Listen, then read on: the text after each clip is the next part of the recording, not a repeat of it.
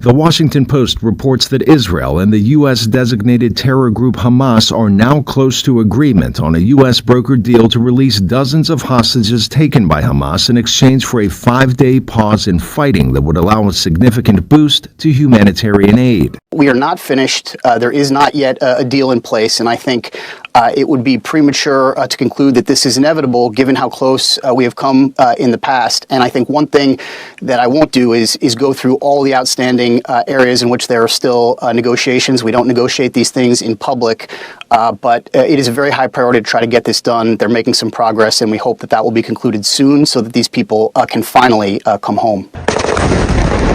Israel's military has been conducting ongoing assaults on Gaza since Hamas brazenly attacked the country on October 7. About 1,200 people died in that attack, with what's believed to be around 240 hostages taken, many still missing.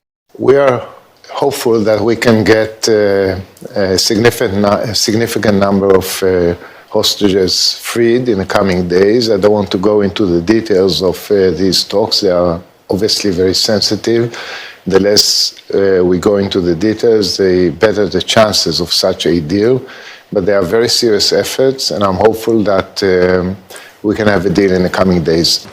In the weeks following October 7, Israeli airstrikes and ground offensives killed more than 12,000 Palestinians, most of them civilians, according to the Palestinian Health Ministry in the West Bank. The United Nations Relief and Works Agency for Palestinian Refugees, or UNRWA, estimates about 900,000 displaced people are sheltering in their facilities across the Gaza Strip, a number 6 times higher than their planned worst-case scenario. The World Health Organization reports Gaza's largest medical facility, the Shifa Hospital, is littered with medical and solid waste, with a mass grave holding at least 80 bodies outside. But a recent effort by the WHO and the UN successfully evacuated premature babies to a site south of the facility.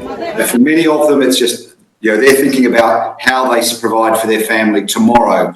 But increasingly, people are very worried about what does the future hold for them. Where are they going to live? Where are they going to get their children educated? What does the future hold? And that's the big question in the minds of Gazans right now.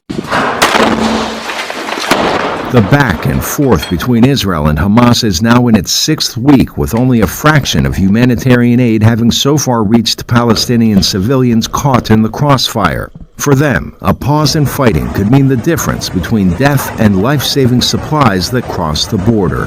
Arash Arabasadi, VOA News.